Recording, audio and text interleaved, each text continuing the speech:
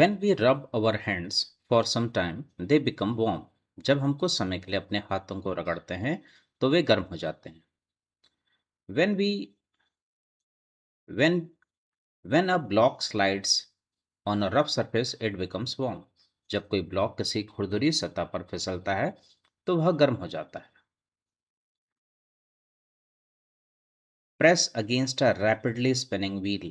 तेजी से घूमते हुए पहिए के खिलाफ यानी ब्रेक दबाएं. The wheel slows down and becomes warm. पहिया धीमा हो जाता है और गर्म हो जाता है. While going on a bicycle, touch the road with your shoe. Cycle पर जाते समय सड़क को अपने जूते से छुएं.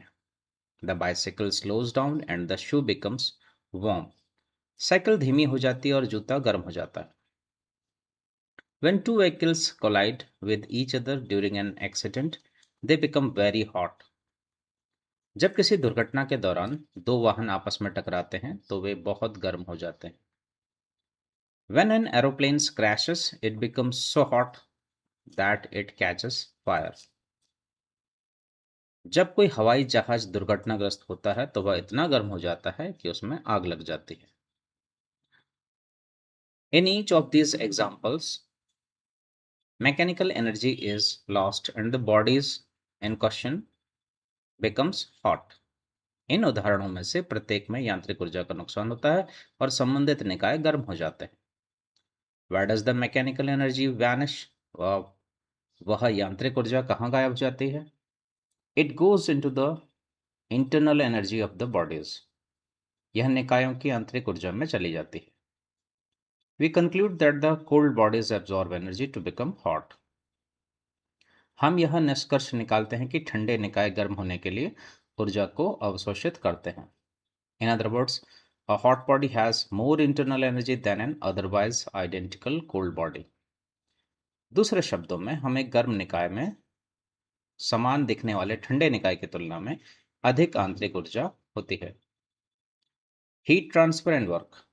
When a hot body is kept in contact with the cold body warms up and the hot body cools down. जब एक गर्म निकाय को किसी ठंडे निकाय के संपर्क में रखा जाता है तो ठंडा निकाय गर्म हो जाता है और गर्म निकाय ठंडा हो जाता है. The internal energy of the hot body decreases and the internal energy of the cold body increases. गर्म निकाय की आंतरिक ऊर्जा घट जाती है और ठंडे निकाय की आंतरिक ऊर्जा बढ़ जाती है. Thus, energy is transferred from the hot body to the cold body when they are placed in contact. इस प्रकार ऊर्जा गर्म निकाय से ठंडे निकाय में तब स्थानांतरित होती है जब उन्हें संपर्क में रखा जाता है. Notice that no mechanical work is done during this transfer of energy. Neglect any change in the volume of the body.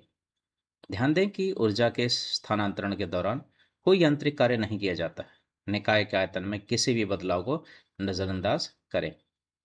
This is different from the case when we lift a ball vertically and the energy of the ball earth system increases, or when compressed spring relaxes and a block attached to it speeds up.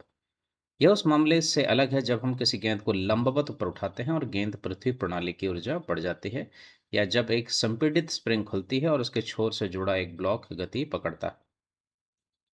In the case of lifting the ball, we do some work on the ball and the energy is increased by that amount. गेंद को उठाने के मामले में हम गेंद पर कुछ कार्य करते हैं और ऊर्जा उस मात्रा से बढ़ जाती है. In the case of spring block example, the spring does some work and the kinetic energy of the block increases. Spring block वाले उदाहरण में स्प्रिंग कुछ कार्य करती है और ब्लॉक की गतिज ऊर्जा बढ़ जाती है. Definition of heat. The transfer of energy from a hot body to cold body is a non-mechanical process. एक गर्म निकाय से एक ठंडे निकाय में ऊर्जा का स्थानांतरण एक गैर यांत्रिक प्रक्रिया है. The energy that is transferred from one body to the other without any mechanical work involved is called heat. बिना किसी यांत्रिक कार्य के एक निकाय से दूसरे निकाय में स्थानांतरित होने वाली इस ऊर्जा को ऊष्मा कहा जाता है.